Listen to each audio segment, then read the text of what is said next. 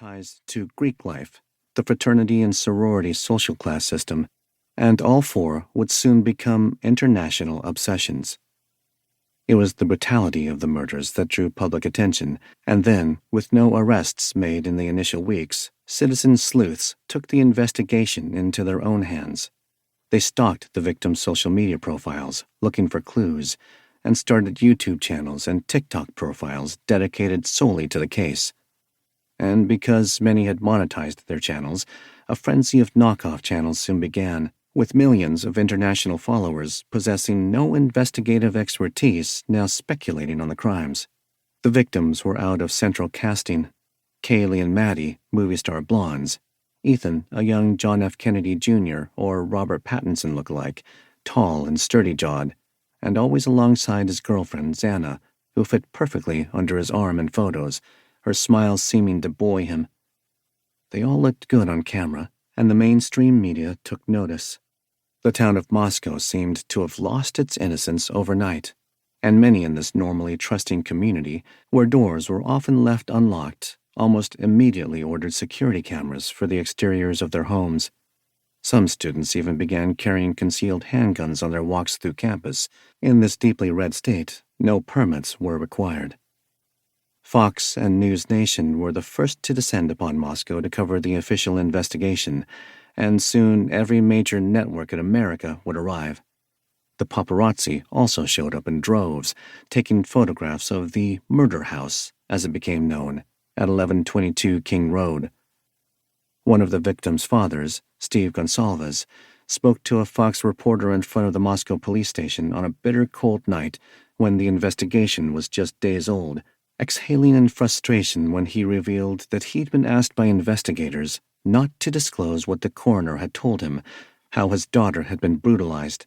Requests for silence are standard early in homicide cases, but Gonsalves, in a cat-branded sweatshirt and ball cap, his eyes ice cold in the middle, but beet red at the rims from crying, wasn't having it. "I paid for that funeral," he said, and nobody was going to tell him what he could or could not speak to the press about, not while the cops were still looking, seemingly unsuccessfully, for his daughter's killer. "You ain't taking that from me." His daughter had come back to him, in a box, he'd added bluntly, then stumbled over his words. The loss, compounded by the pressure of not knowing who'd done this to his little girl, or why, was buckling him. Gonsalves' wife, Christy, nudged him on camera. "Calm down," she'd said quietly. Every hotel in this little town was soon booked, all the parking spots taken, and the international spotlight cast hotly onto Moscow Chief of Police James Fry, who began holding daily news conferences to appease the public hunger for information. At the first of them, Chief Fry explained that the crime scene was the worst he'd ever seen. Investigators had found no murder weapon, and they currently had no leads, none they were speaking of, anyway.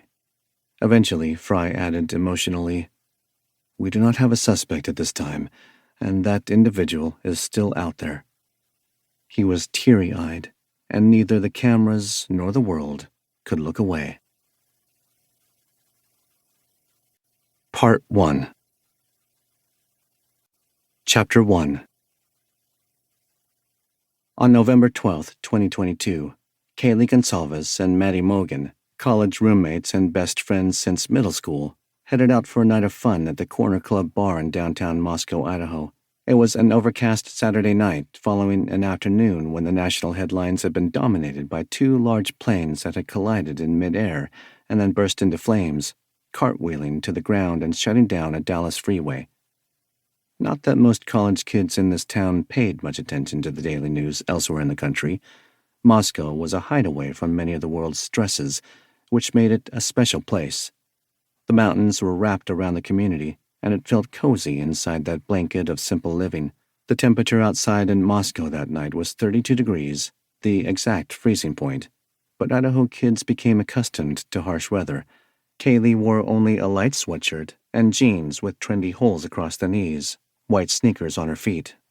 Maddie wore jeans frayed at the bottoms like Kaylee's, and a pink, form-fitting midriff t-shirt beneath a black jacket big enough to belong to somebody's father, the arms overly floppy, the hem hanging to her thighs.